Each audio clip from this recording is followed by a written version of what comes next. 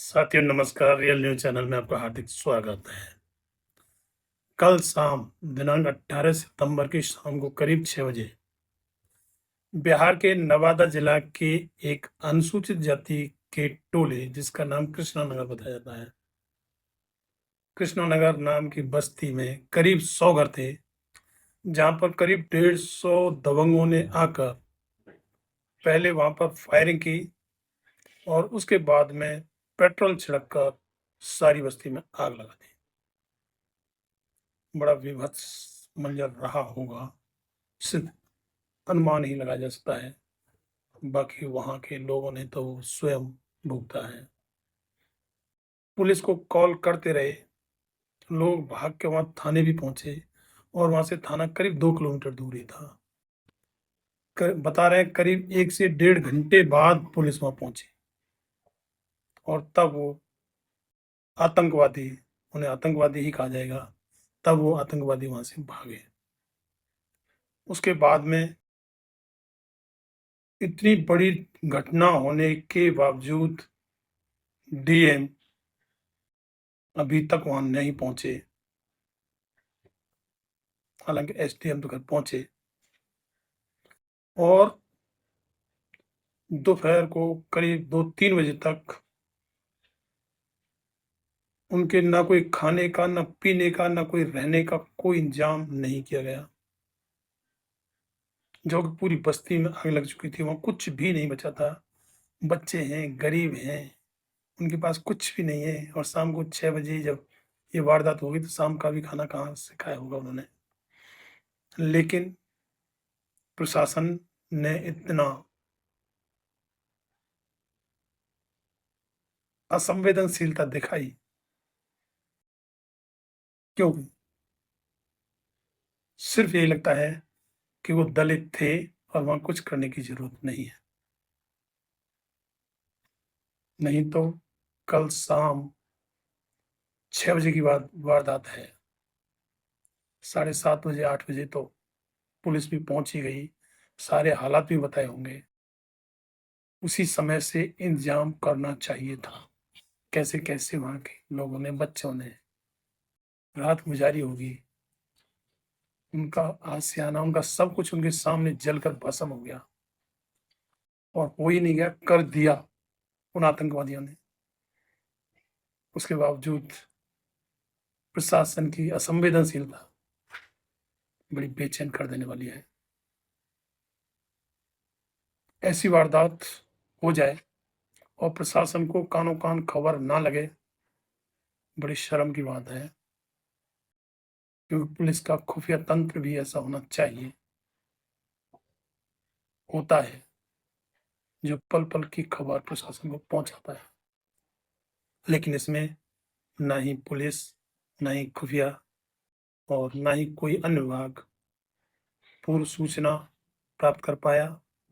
जब 150 आदमी आए हैं तो कोई अचानक तो कोई प्रोग्राम बन नहीं गया। जिसका मामला पहले से चल रहा था, बताया गया है, कोर्ट में भी केस चल रहा था। हालांकि वो बताते हैं कि वो लोग पीढ़ी दर पीढ़ी वहीं रहते आए हैं और कुछ बता रहे हैं कि वो जगह सरकारी है। कुछ बदमाश या कहेंगे भूमाफिया उसको अपनी बता रहे हैं, जिसका कोर्ट में केस भी चल रहा है। हालांकि जमीन किसी की भी हो, इस वारदात से तो उसका कोई मतलब नहीं है। जमीन होगी तो उसका फैसला कोर्ट करेगी। अपने आप और इस तरीके से आतंकवादी घटना को अंजाम दिया, ये अपने आप में बड़ी घृणित, निंदनीय और सरकार के लिए भी निंदनीय है। ऐसी वारदातें होती हैं, वैसे कहते हैं देश आजाद है, लेकिन ये कैसा देश आजाद है जिसमें 80 से लेकर 100 घरों तक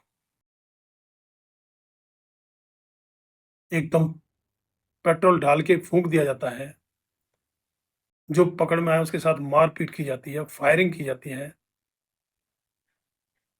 और इसकी कोई सूचना या कोई खुफिया सूचना प्रशासन को नहीं होती है, और ऐसी वारदात होने पर करीब 2 किलोमीटर, सिर्फ 2 किलोमीटर दूर थाना होने पर भी 1 डेढ़ घंटे तक पुलिस वहाँ नहीं पहुँचती है, ऐसी वारदात पर भी। शर्म की बात है। हालाँकि बिहार के लिए ये कोई नई बात नहीं है।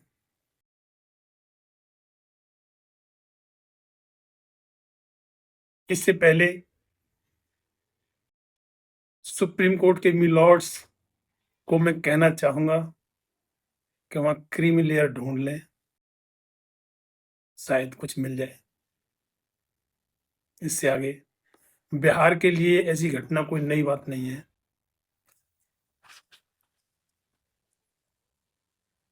बिहार के अरवल जिले के लक्ष्मणपुर बाथे गांव में 1 दिसंबर 1997 को एक रात को 58 लोगों की हत्या कर दी गई थी। यही दबंग या आतंकवादी या जो भी नाम दोगे, उसमें पुलिस ने 46 लोगों को आरोपी बनाया था, गिरफ्तार किया था। मृतकों में 58 में से 27 महिलाएं और 10 बच्चे थे। इस केस में पटना स्पेशल कोर्ट ने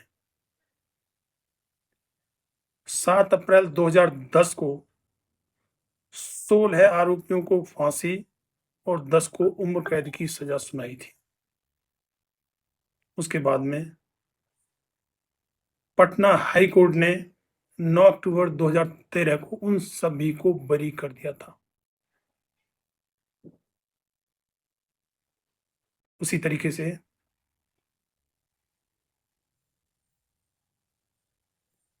5 दिसंबर 1994 को डीएम गोपालगंज जी कृष्णैया, जो दलित समुदाय से आते थे, 1985 बैच के आईएएस अफसर थे। जब वो पटना से एक मीटिंग से वापस आ रहे थे, तो रास्ते में कुछ आतंकवादियों ने पहले उनकी लिंचिंग की, उनको पीटा, और फिर एक माफिया आनंद मोहन ने उनको सटा के गोली मार दी थी, जिसमें आनंद मोहन के साथ 6 आरोपियों को उसमें गिरफ्तार किया गया था। बाकी आरोपियों को बरी कर दिया गया। आनंद मोहन को 2007 में फांसी की सजा सुनाई गई। 2008 में पटना हाई कोर्ट ने फांसी की सजा को उम्र कैद में बदल दिया, और जब वो सजा काट रहा था, उस समय नीतीश सरकार ने जेल मैनुअल के नियमों में बदलाव करके 10 अप्रैल 2024 को जेल से रिहा कर दिया। तो ये ऐसी घटनाएं होने के कारण हैं।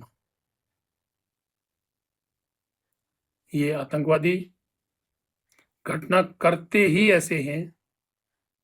इसलिए हैं क्योंकि इनको बचाने वाले नीचे से ऊपर तक बैठे हैं, और जिसमें पीड़ित मृतक हों तो उनमें तो उनको कुछ करने की जरूरत ही नहीं है, क्योंकि उनके हिमायती और जातिवादी मानसिकता के लोग उन्हें बचाने के लिए अपने आप ही तैयार बैठे हैं। तो ये घटना कल शाम की जो है, हालांकि 150 लोग आए, बंदूक लेकर आए, फायरिंग वहां पर की, और उसमें बता रहे हैं कि एक अनिल माझी नाम के व्यक्ति की मौत भी हो गई है, जिसके बारे में बताया है कि उन लोगों ने उसकी पिटाई ज्यादा कर दी थी। जब वो इस वारदात को अंजाम दे रहे थे, तो उस समय जो भी उनके सामने आया उसी की उन्होंने पिटाई की, इसलिए वहां से लोग भाग गए, कोई प्रतिरोध भी नहीं कर पाए। इस तरीके की वारदात दलितों के साथ में इसलिए होती है क्योंकि आगे संविधान के मुताबिक, नियम कानून के मुताबिक कड़ी कार्रवाई नहीं होती है। इसी के लिए बाबा साहेब ने कहा था कि संविधान का अच्छा या बुरा होना इस बात पर निर्भर करेगा कि संविधान को चलाने वाले लोग कैसे हैं।